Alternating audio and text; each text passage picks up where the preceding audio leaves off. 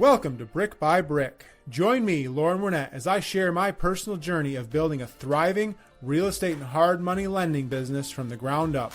Along the way, we'll explore the strategies, challenges, and breakthroughs that come with growing wealth. Whether you're a seasoned investor or aspiring entrepreneur, or simply curious about the world of private lending and real estate, this podcast is packed with actionable insights, real-world stories, and mindset tips to help you build your own path to success brick by brick. Welcome to another episode of Brick by Brick. Today, I have with me Dave Seymour. He is a retired firefighter who became a top real estate investor during the last market crash. He is an expert in commercial, multifamily, and ground-up development transactions. Dave starred in A&E's Flipping Boston, which I'm excited to talk to him about, and has been featured on ABC, CBS, CNBC, and Fox News. He's currently the CEO of Freedom Venture Investments, which focuses on multifamily investment opportunities in Florida, and they have raised over $125 million. Dave, thanks for agreeing to be on the podcast this morning. Thanks for having me, Lauren. Let's get into it, man. I love doing this stuff. It's always fun. Here's what happens. I get to meet other like-minded entrepreneurs, i.e. you. And although you're running a podcast, maybe interviewing me, I walk away as a beneficiary of your experience at the same time. So yeah, let's rock and roll. I love it. Thank you, man. Awesome. I'm excited to hear what you have to say. So you started off as a fireman, I assume back, before 2008, and then made a transition into real estate. Can you kind of tell me where you were at before you made that transition, what drove you to make the transition, and then what that transition was like? 'Cause that's a big jump going from I'm in the firehouse, 24/7 to I am now out on my own doing real estate. Yeah, look, there's always context to every situation, right? So I'll be contrite as best I can and be concise in the answer. I'm originally from England. I immigrated to the States back in 1986. I was just 20 years old. And I came from a real blue-collar background. My dad was a heating and air conditioning guy. My mom worked in a bank. There was no entrepreneurship. There was no leverage conversations about money. There was nothing other than trade time for money. That was the message that was given. And there's nothing wrong with that, right? But if that's the world that you grew up in as I did, then there will always be a ceiling to wealth creation and growth. And look, for me also, there was a ceiling to personal development. A lot of people will shy away from personal development components, but if I don't personally develop, I don't have much of a chance of developing my business at the same time. So I came to the States, I brought together with me, and I'm very, very purposeful in the words that I use. I brought with me financial illiteracy. I was a donkey when it came to money. I knew how to spend it. I knew how to use credit cards. I had no idea about leverage. I had no idea about, what the difference between good debt and bad debt, for example. And in America, it's a beautiful thing. They actually let you spend more money than you earn. It's part of that. I think it's in the Constitution somewhere. Thou shalt spend more money than thou earns. And I'm like, okay, it's America. I'm an American now. That's part of the plan. And I start with a humorous context on that, but it really wasn't funny because in the last financial crash, I found myself in a situation where I was working in time for money, without exaggeration, Lauren, about 125 hours every week. Because in America, if you don't make enough money with one job, you're allowed to get a second job and a third job. So I'm a firefighter. I work construction, running a small business very badly. And then I worked in the retail space to try and keep everything afloat. And in the pre-cash crash era, I was a victim, again, of ignorance, financial ignorance.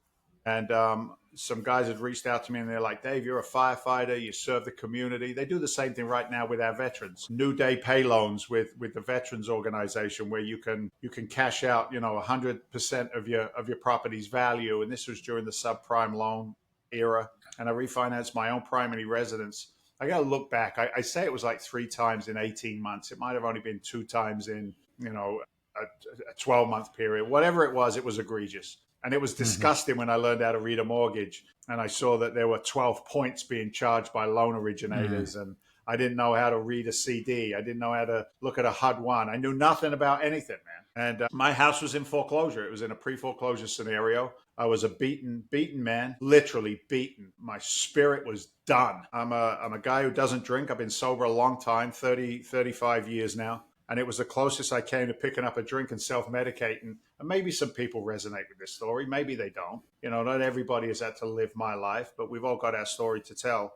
And I'm sitting in my F-250 pickup truck down in Lynn Beach, Lynn, Massachusetts, where I worked as a firefighter. And I'm screaming at my God. I'm just like, I want to rumble. You know what I mean? I really do. I want to rumble with the big guy. I got a family at home. I'm a man among men, and I've screwed the whole thing up. Right? That's how I felt about it. And I want to blame him. And I'm like, give me some direction. Please show me a way out of this mess that I've created for myself. And I heard nothing, Warren. I really didn't. I didn't hear anything. I'm at the beach. The waves are crashing. I'm looking for a light, a bolt of lightning or something. You know what I mean? A rumble, anything. And I heard nothing. I figured I was just going to go home and tell my wife that, we had to move. I was losing the house. The kids are going to have to find a new school. Just a bad situation. And I turned the ignition on in my truck, and there was a commercial came on the radio at that moment in time. Now remember, I just asked God for some guidance, and then this commercial comes on the radio. Teach me foreclosure. A free 1.5 hour seminar coming to your neck of the woods. Learn how to do real estate with no money down. Fortuitous. Right? Is it fortuitous? Is it serendipity? Or is it just a little bit of divine intervention? I chose divine intervention for me. And, God is good, not just one time, but every time. And I'm like, okay, I took the leap of faith. I go home to my wife. I'm like, baby girl, I got the answer. We're going to be good. She said, why? I said, we're going to be full-time real estate investors. She just laughed at me. But anyway, fast forward, I went to those classes. My wife invested money on her credit cards to pay for my education, which ended up being our education. And I began to learn things that I never learned back as a kid from a working class family in the south of England. I learned about teamwork. I learned about other people's money. I learned about leverage, good debt, bad debt. I learned how to read contracts. I learned that the power is in the pen. I learned that integrity is critical in business, and so much of these things. And I was full. I mean, I'm full. Like, I can see it. And to be frank with you, I was pissed. Because I'm like, why was I given so much information that wasn't for my well-being? I look at today's K and the monetary system as it stands, and these individuals who are just following along in a sheep herd mentality. And that is an opportunity for somebody to take advantage. So anyway, my brain went poof, and the world opened up to me, and I implemented. And I'm in the firehouse, and the guys in the firehouse are like, what are you doing? You're supposed to be watching the Red Sox with us, and you're upstairs on your computer. And I'm learning, and I'm learning, and I'm learning, and I'm implementing, and I'm making phone calls, and I'm making offers with no money. And I am all freaking in. I'm all in, dude. I'm all in. Get out of the way. Here comes Hurricane David. And that's how I've maintained my business since then. I did some deals during the crash. I learned how to buy, fix, and flip bank-owned distressed assets. I became recognized as one of the most prolific distressed asset investors in the state. I was recognized by the governor. The governor of the state of Massachusetts says, hey, come with us. We've got all these bank-owned properties. Let's do a receivership. And now I'm trusted. I got great guys around me. We're doing great works. And then along the way, you get this silly TV show opportunity, which came from the education space through some of the guys that were, infomercial guys and internet education guys. They became part of my group. And what was interesting, and I'll end with this for the context component, I changed the people that I hung around with. I changed the information that I allowed to come in. And it doesn't mean that I didn't love my brothers in the firehouse. Doesn't mean I didn't love my father and the information I received. It just meant that information was not built to lift me up. It was built to keep me where I was. And I was a disgruntled employee. I'm going to be honest with you. And I know today I had the disease of entrepreneurship, and now I had to treat that disease. And that's where we started, and it took off from there. Yeah. I resonate with so much of that, coming from a blue class family as well, with my family farms in Michigan. And it's so much, you're around people with the same type of mindset, and that's where you kind of think your ceiling is. And you don't even know the right questions to ask, because all the information is out there, easily accessible, but you don't even know the right questions to ask to go down those rabbit holes to get there. Yeah. So I want to go back to the decision to spend the money on a credit card that your wife had to get that course, right? Because I talk to a lot of new investors, specifically through our local real estate group. And a lot of them, they're always looking for like how I can make money, but they skip the step of learning the first piece, right? And sometimes, at least it was for me, the first $700, $1,000 for education is the hardest dollar to spend because there is not a direct ROI associated with that spend. And if you're on a tight budget, so talk me through that. You're in a bad spot. You're trying to make the decision to spend money, not knowing if it's going to pay off. Yeah. Look, I highly recommend you do not do what I did, which was to get beaten into a state of reasonableness. I got to work with Damon John from Shark Tank. We worked on a couple of live events together, and he wrote a book called The Power of Broke. There is power in having no other choice but to go forward. There really is. There's power and strength in that. And for us, it was a 3-day class that we attended. And if you know the seminar world, which I spent a lot of time in on the education side later on, but if you know that seminar world, it really is a funnel system to find the most motivated individuals. And then it's pain. You got to create some pain for that acquisition on education. You can sit at home all day long and go to YouTube University. God bless you. You will probably do nothing, right? But what we did was we looked at it. I think it was like $30,000 for 5 classes, which were the bricks, the first bricks in the brick by brick process. Right. A nice little tie into the name of the show. But those were the first bricks that we laid, and those bricks cost us $30,000. And the way that it happened was it came to that Sunday decision: are we going to invest in ourselves and keep going forward? And we were jacked up. I mean, motivation is a great thing, but it's temporary. Discipline creates the permanency, right? And I'm like, are we going to be disciplined and do this thing? And my wife said to me, she said, baby, can you do it? Will you do it? Do you want to do it? And I kind of reversed that. And maybe this is helpful to some people who are thinking about a change of any capacity. It was like, is it honest? Is it simple enough that I can do it? Does it align with my plans for the future? And can I be of service to other people going forward? And if I can tag those 4 things, then the last thing is, then do it. Then do it. And I went down that list and I said, yeah, we're going to do this. And she said, okay. She said, I love you. She said, I support you. She said, go get him, killer. I'm proud of you. That was a line that meant so much to me when I heard that from my wife. And that's what I said to her. I'm so glad you said that, baby girl, because I maxed out my credit cards.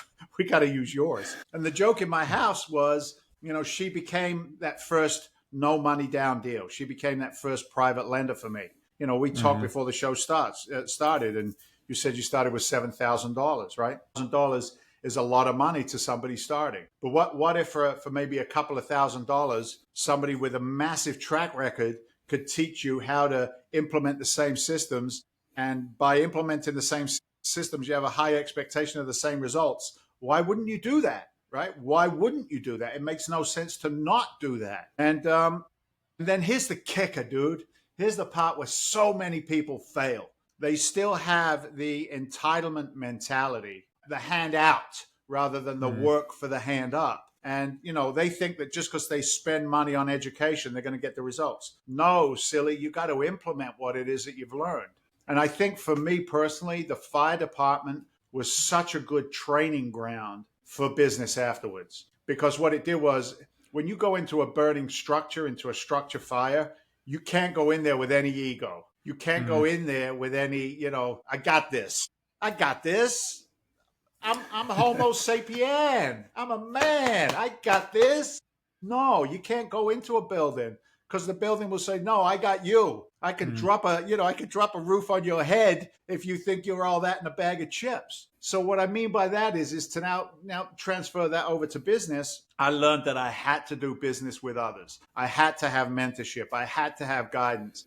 I was investing in myself through somebody else's mistakes. And as you can testify, I'm sure, real estate is a business where you can very, very quickly make some 5, 10, 20,000, $2 million, $4 million mistakes if you're like, I got this, if you don't have that solid team around you. And then implement. Implementation is the key to salvation.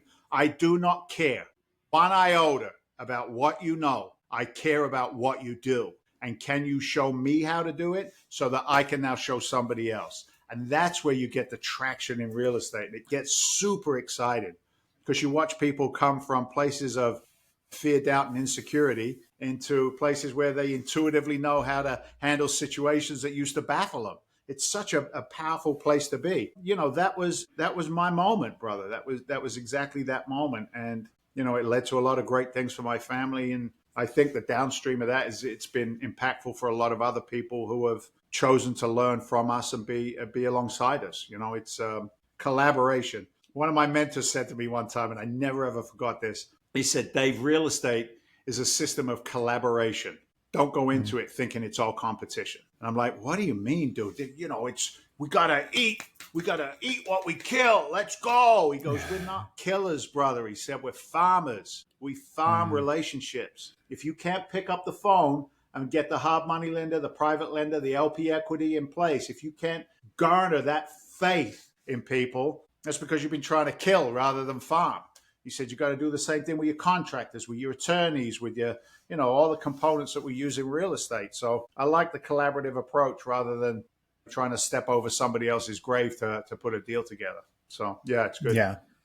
One of my core tenets in life is rising tides lift all ships, right? You can't do this alone. Beautiful.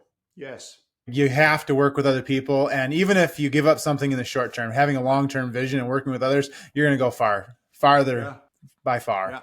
Yeah. So, when you took that course, like, were you always an implementer, or is that something that came about, at that point in your life? No, I was always an implementer. Always an implementer. I was just implementing the wrong freaking system, bro. Yeah. Let's go and the reason I 1K, right? Yeah. Let's all go do that. No. You know what I mean? The reason I ask is I think there's a lot of people that need to nurture that implementation part of themselves, because they're too much like, I'm just going to float into this and float out of that. And the reason why I've been as successful as I have is that I'm an action taker. Like, I'm going to take some action, whether it right or wrong, and then we're going to make the next action and then the next action. And you build momentum and you consistently do something, and then you get to some result, right? Yeah. And the people that just kind of wait for life to happen, they struggle to get the momentum to make movements. And they're like, well, I haven't bought a house in 2 years. And like, well, what have you done to get that? Well, I'm just kind of waiting for something to show up in Zillow. That's not active enough. Yeah. There was a guy one time, he was on a live presentation. I can't remember what it was. And he said, there are 3 kinds of people. He said, there are people who make things happen. He said, there are people who watch things happen. He said, and unfortunately, most people are like, what happened? Like they missed it altogether, right? Kind of like Hillary Clinton running for office. It's like, what happened? Everything seems so good. You know what I'm saying? So that component, what's interesting, and I'm just going to go 0 degrees on this. I am not delicate when it comes to that stuff. I'm not delicate when it comes to holding students, other investors, team members accountable. I can't be delicate in that situation. People, I will rub a lot of people the wrong way, and that's okay, because if they don't have the tenacity to deal with me, they sure as heck don't have the tenacity and the stick-to-itness that you need when things go sideways in real estate, because I promise you they will. I promise you it's not if you get sued, it's when you get sued. I promise you that it's not if you get a disgruntled investor, it's when you get a disgruntled investor.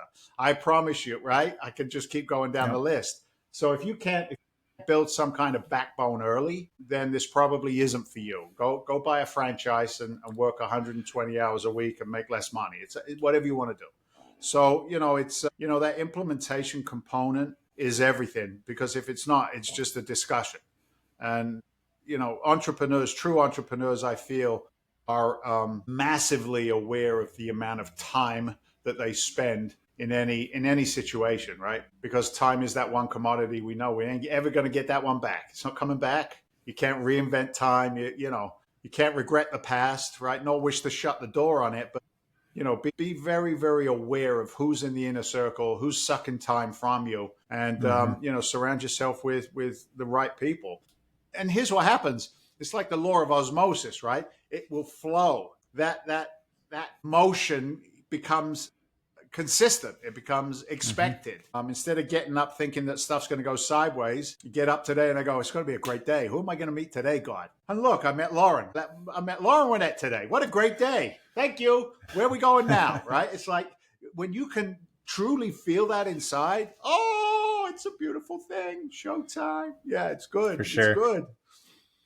The other piece, though, is implementers that have to have assurances that things are going to work out, right? And so I know lots of people like that, and those people stagnate. They do make progress, but they don't get as far as they could because they're always looking for, how do I guarantee that this thing that I'm going to do is going to have some positive impact? And I don't think that's the right way to think about things. I think you need to think, is this the right thing for where I'm trying to get to? And Correct. if it doesn't work out, what will I learn from it? Correct. I shouldn't do it because I guarantee it won't work. Like, there's very few guarantees in life, but you can't get yourself stuck in waiting for something that you know is going. Yeah. Look, man, a guy said to me again one time, everything I share was given to me by mentors that I invested, today, hundreds of thousands of dollars in over the years, right? Guy said to me, he said, David, you don't have to know everything to do something, right? You don't have to know everything to do something. Please take your analysis paralysis and park it in the corner and trust. Do your due diligence, right? Tick as many of the boxes as you can and then move, dude. It's like money, even money in and of itself. Money wants to move. It's like manure, right? If you keep manure in one big pile, it stinks up to high heaven. But if you take manure and you spread it around, you move it, you work with it, things grow. And it's the same thing about how I look at my business. Am I implementing? Am I moving? Am I making the phone calls? Am I looking for opportunities? Am I building teams in my head? Do I have a big plan? Do I have a 3, 5, 10-year exit? What are you doing every day? What are you doing? Don't just be spinning around, wishing and wanting and, it's just going to be so good. You can't do that. You can't. You're prone to fail. The implementers who need everything squared away tend to meet that moment of resistance. They just do. And what they don't ever think about, and I think this is critical, they never think about opportunistic losses, right? Opportunities that they couldn't take because they were still, running the numbers for the 50th time on something else, right? They're so focused on making something perfect that they miss out on opportunity. And opportunity cost is a massive line item that very few people think about because it's not realized. But it can be realized if you're not messing around with the stuff that's creating fear. What if I lose? What if this? What if that? What if? What if you don't lose? What if you crush it? What if you underwrote that deal at a 20% margin and it came in at 25? What would that look like? Feel that. And people don't tend to go there. And I get it. I understand it. There are forces in society. There's geopolitical challenges. There's religious challenges. I mean, it's a crappy world sometimes. But if you can focus. Guy said to me one day, he said, Dave, are you walking in the bright? Are you walking in the sunshine today, son? What are you focused on? Where's your attention, right? Because energy flows where attention goes. Keep it moving, man. Rock and roll. Let's go. LFG, as Tom Brady used to say. You know what I mean? Let's go. Yeah, so true. I can't agree with you more on all of that. And I think the other thing is that as they go, they like where I'm at today. I had no idea that I was going to own a hard money lending company and have a second equity fund when I started 5 years ago. And if I had been locked in on what my goal was 5 years ago and still there, I'd be, I would not be nearly as successful. And so there has to be some plasticity to what your plans are and be able to change, but not deviate from what your long-term goal is, right? My long-term goal is freedom with my family and comfort, right? And I aim towards that, and everything else along the way is opportunities that I get to choose which way I want to go based on how they fit my long-term strategy. No, I 100%. However, seeing as we're having a conversation, one of the things that I've learned, like I can hear myself saying the exact same words you said. My goal is comfort, my family, my children. Come on, let's just be honest. That's why we get up and go every day. But just as a lesson or a thought, an insight, whatever you want to call it, when I started to implement mentally, let me serve others first. Let my business be of service to others. Like, don't worry about me. God, I know I'm going to be taken care of. I know my family's going to be taken care of. Where can I do the very best works and serve others? So in a hard money lending business, how can I really do right by every borrower that comes through my system? Can I see ways to make them more profitable? Can I see ways to support them in their scalability? Can I see, right? Even in those circumstances, if I take the focus off of me and I put it on somebody else, I tend to see scalability just manifest itself without overly putting in too much effort. New systems, for example, whatever that may be, new implementation. It's a mindset that tends to permeate. And you'll be amazed at the people that are then attracted to you based on the information and the energy that you're putting out. I had a meeting yesterday with a new hard money lender, and the great country in which we live has a housing crisis. We all know about it, and they passed laws for what are now called ADUs, attached dwelling units. It allows a single family property really to be a two family property in essence. And it's kind of like wild, wild west right now because the inspectors and the building departments in cities and towns aren't quite sure what's going on, and they want to say no, and you can't say no. It's by right. But anyway, I'm in this meeting yesterday with a hard money lender and also one of my LP investors who can put together, 2, 3, 4, 5 million of LP capital to really scale this thing up. But it was interesting because I liked this lender. Like hard money lenders, there's a lot of them in the marketplace, but it's really relational, as we're saying. But this hard money lender was asking me the right questions. He's asking me the right questions. And he said something. He said, who does your business approach, the ADU approach, he said, who does it serve most? Who does it serve well on the back end? And it was great because it's a segue into where we are today as a society. We live in what's called a sandwich society. You've got the 45 to 50-year-olds or the 35 to 55-year-old, that 20-year gap. That generation is sandwiched between their parents and their children. And they're all in the same house. They're looking after mom and dad who didn't have a good retirement. They're trying to get their kids out of the house, and the kids can't afford a freaking house, right? So they're stuck in that sandwich environment. So I said to him, it really takes care of the sandwich generation, which then leads him to say, who's that? Which leads him to then see, I'm driven by service. He wants his money. Yeah, he wants to make money. Make your 2 points and your 10%, whatever. I get it. It's all good. I'm going to do right on the buy side anyway. But that service component is what will scale up. I promise you, it will scale up whatever it is that you're doing, whether you're in A, whether you're, in the real estate game, the lending game, the capital side, the legal side, the tax protection side, whatever it is you're in. Do your very best to help to make somebody else be successful. And if you do that, by association, that success will trickle down onto you. So I'm with you, dude. Family first. I get it. America first, right? Family first. But, I find that scalability comes by service first. If I can think that way, magic tends to happen. Sorry, dude. I get a little soapboxy once in a while. No, you're fine. So for your Freedom Venture group, is that kind of the model that has been built on top of? And how have you leveraged that mentality to, raise 125 million and build all these multifamilies in Florida? Yeah, it is. You can go into the Florida market, and it's going through a little bit of a challenge right now. Let's be frank. It's not all peaches and cream. But that service mentality, we looked at it and we said, do we want to buy more, $350,000 to $750,000 apartment units, right? Do we want to be in the golf course community, the gated community? And you can make good money there. I mean, they're building like crazy down there even now. And we said, no, let's step back. Who's the neediest demographic in the Florida market? Well, it's workforce housing. Those are the folks who need somewhere decent to live. Why? Because they can't afford a single family home, even with a little bit of a price correction that's going on. The house that used to be $250 is still, $375, $400. And then we start looking at the insurance rates. The insurance rates are jacked. Right. The insurance rates are jacked. Oh, and then on top of that, guess what? The mortgage rates are jacked. So how can you afford it? The house prices are up, insurance is up, mortgage rates are up. Everything's up, but I still got to live. I still deserve decent, clean, affordable housing. So what we did was we raised and deployed capital around the workforce housing model. That's designed to give housing to your restaurant workers, your medical workers, municipality workers, police, fire, right? That demographic, not the Section 8, the lower income. That's a lot more heavy on the management, obviously. No right or wrong, not moral, business decision. So we looked at that missed middle is what we called it.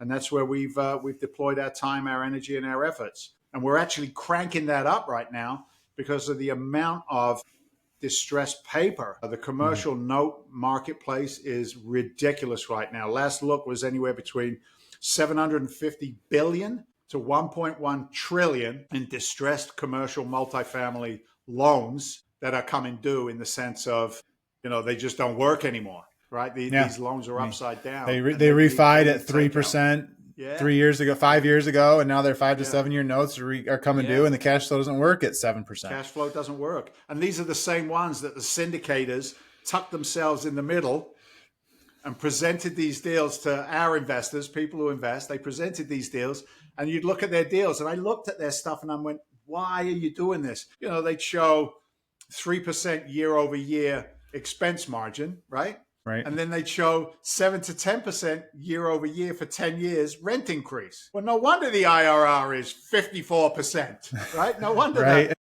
Stop it, you thief, you liar.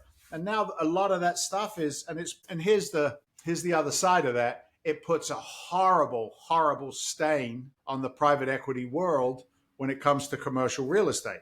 It puts a stain on it. So our job as capital raisers and deployers becomes a lot harder. But then you go back to what I was talking about earlier.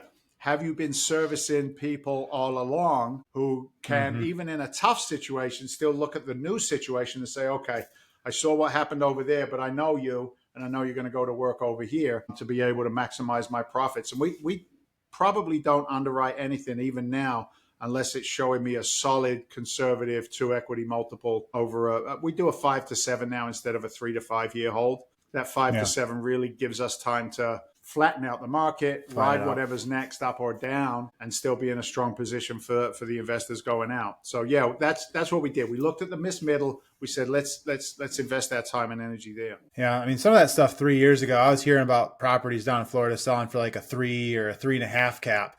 And I'm like, your interest rate is 5% right now. Like, how is that penciling out? Like, I'm 2.5 years, 2 years into real estate, and I know this doesn't work. So I didn't get it then, and I still don't understand that mentality. So talk me through like what your typical. Are you buying things that are just all your properties distressed, and then you're renovating them, or are you building stuff ground up, or both? Both. Here's the model that we're in now. We've gone through a couple of pivots in the past 3 to 5 years. Some because of external forces like things called hurricanes, and some challenges that we have in the Florida market. The truth of the matter is in Florida, the underlying data always supports investing down there, because even though there might be a softening or a flattening in some areas, some of the secondary and the tertiary markets are still massively strong. And the employment data, the amount of population growth in Florida, all of that stuff is still saying, hey, invest here, it's going to work. So what we're doing is we've kind of pulled back on acquisition. What we're focused on right now is building a team through our education platforms. I want maybe 150, 200 people that we have ramped up the education gradient to understand how we buy, how we look at distressed assets, how we would buy a distressed note. Are we going to buy it at 60, 50, 70, 80 cents on the dollar? What does that look like? Can we do a workout with a bank? Do we have enough financial depth to be able to take some of these things out? So once we teach them how to do that, it's like an 8 or 10 week course that we have with them. They're going to invest a couple of grand to partner up and align themselves with us. But when they come through that, they've then put themselves in a position where they now understand where to start aiming, what to shoot for. We support that with our underwriting software that we developed, our proprietary software. Makes the underwriting process a lot easier. Also, we'll run all of the equity waterfall structures, all the stuff that goes into the back end of it. And then on top of that, we've got a lead generation software that we've brought into the program as well. So why are we doing that for a couple of grand? Because the more eyeballs in the marketplace, the more opportunities there are for us to take them out. They're going to work their way through the overpriced stuff. They're going to find and identify the criteria stuff that we want to take down. And we're doing it. Look, I'm so ignorant when it comes to AI. I really am. But here's the truth of the matter. I know that AI is running in the background of our SaaS software programs, and it's identifying opportunities that the average eye would have to go in and pull down a ton of data to say, yeah, let's make an offer or at least a phone call or a letter here. Whereas the AI does it, and it actually grades out what we think would be strong opportunities. So I love the fact that we're saving time to do that, but it's raising capital, right? So two things will happen on the back end of this. This is our business plan. One, we educate the newer, we only target business owners, C-suite. We're not, it's not the I've got no money, teach me how to be a multifamily investor. This is for somebody who's looking at their 401 chaos and going, okay, I don't know that this thing's going to get me to the finish line. It's somebody who wants to juice up their retirement. They're looking for cash flow. They're looking for equity over time. We can bring those people in and they can do one or two things. Go out and do it on your own. We'll coach you through the stuff, or stay with us and let's look at capital alliance. Maybe we can go out to our pool. Maybe we can start a new fund, see if what we can do to get that capital into the marketplace. Because look, and it sounds cheesy because I've heard it before, but it was true. The transference of wealth happens in times of chaos. It's just fact. It happened in the last crash, and it's going to happen in the commercial market in the next 2 years. 26, 27 is game on. So we're ramping up now to be able to put that together, put a team together, and support other investors who want to come play in this sandbox. Yeah, it's such a good strategy. I don't know how many times I've had people that have come to me like, hey, can you help me, learn to buy rental properties or learn to get into something, right? And I'm an open book. Like, I will give you everything I know for free just because I want everybody around me to succeed. And more times than not, once I give them all the information and tell them exactly how to do it, they get to the point of, I've got a busy job. I have a life that I'm pretty happy with. I have a wife I want to spend time with. I'm making good money at my job. Like, you already have systems in place. You already have the things all running. Can I just give you my money and have you make money for it, right? Because I've given up a whole piece of my life, friends, family stuff to focus on my business. And a lot of people are at a very comfortable spot in their life. They just want to make more money without giving up those pieces. And so it makes total sense to just invest in somebody like you or invest in somebody like you or any other funds, right? That have a good operator that shows a good track record. I think that's the biggest piece with funds, right? Listen, this is good. This is it. Watch, ready? Because you just hit it. You hit the home run. The very, very best education is a Trojan horse. Really is, right? Why do I charge a couple of grand just to make a commitment out of it, right? I find that, like I said before, YouTube University is a non-starter. But the best education is a Trojan horse. And why do I say that? Because if I educate you the way that I do business at the highest level possible, now, just like you said, I know that when you come in and you question, one, you're now an educated investor. So if you're a financial partner, you're the very best there is. You're the very best there is because you know what's going on. And then number two, maybe you just go and do it yourself. You just go do it yourself. But having us work capital is definitely it's in the small print of the business plan. You know what I mean? And maybe they'll say, whoa, that's a lot of work. Don't want to do it. Let's just, because they now know it's a lot of work, right? They've learned the system. So worst case scenario, they're your competitor, right? But now you have better educated competition, which benefits the overall market, right? That's worst case scenario. And best case scenario is now you have an investor that is more knowledgeable, which more knowledgeable and informed investors are the best investors. Yeah. Educate, don't speculate, right? Go. It's game time. It's game time now. No more discussion. It's time to go to work. Yeah.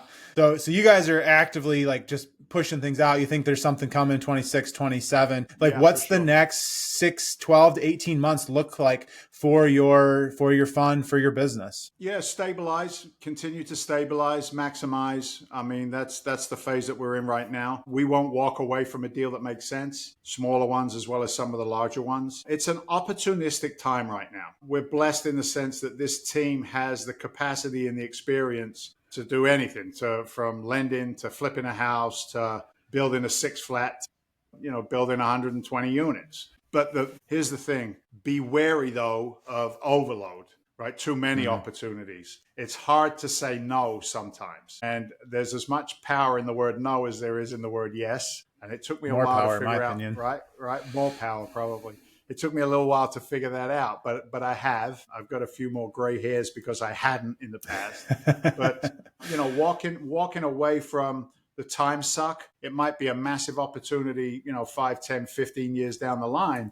But if you can stay the course and focus on it and treat everything on a deal by deal basis, does it require it? Does it fit the model for a raise?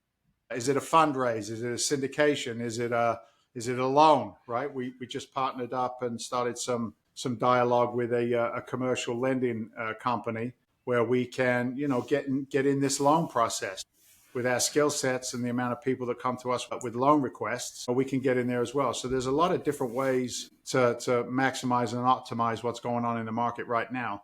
So don't push anything out. Give it its due diligence. Look at its time challenge. And then, okay, do we have the players? Do we have the pieces together to execute on this deal with confidence? So that's where we're at, man. I mean, the answer is yes until it's a no.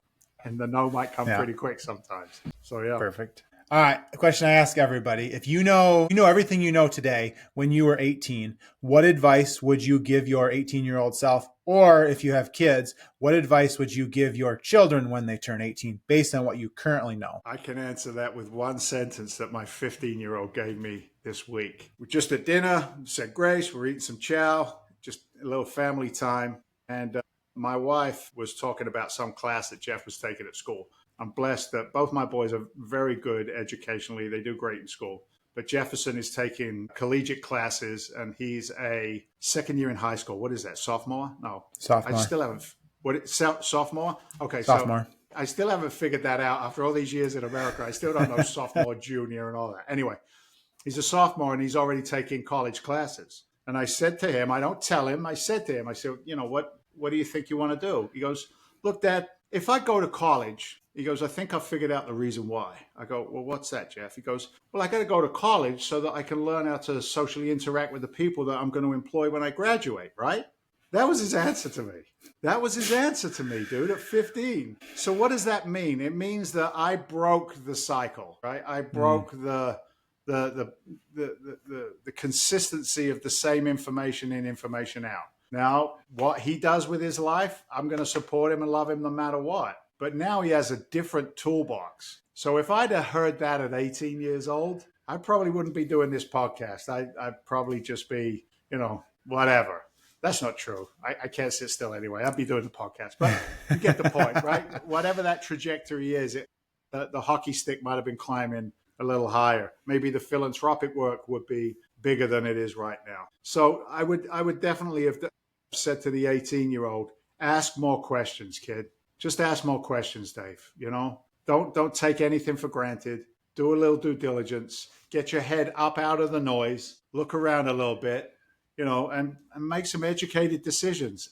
Ask more questions. That's the very best advice I could give. Love it. If anybody wants to reach out to you, learn about Freedom Ventures or learn about your training program, where can they find you? Yeah, look, on the education side, find us at legacyalliance.club. You can also go to Legacy Alliance Wealth Masterclass.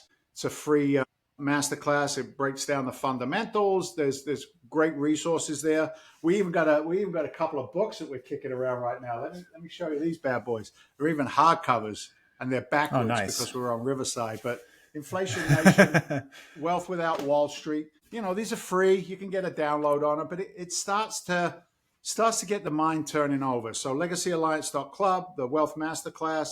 You can find me on LinkedIn if you just want to look directly at the investment arm, freedomventure.com. But I know my team will give you all kinds of links and show notes to help folks along if they choose to change their life a little bit. Or they just keep doing what they're doing and they're going to keep getting what they're getting. It's all good either way.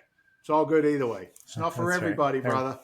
It's only for the it's only for the lions in the market. So appreciate you. Well, I will make sure that all of those links are in the show notes. So anybody that wants to reach out to you, Dave, they can do so. You've been a wealth of information. I really appreciate you being on the show. And I hope that the audience got a lot out of this podcast because I know that I did. Thank you, brother. God bless. Yeah. Thanks, everybody. And we will talk to you next week. Thanks for tuning in to Brick by Brick Wealth Building Conversations. If you enjoyed today's episode, don't forget to subscribe and leave a review. It helps more people find the show. For more tips, resources, and updates on my journey, follow me on Invest with Lauren. Let's keep building wealth, one brick at a time. See you next week.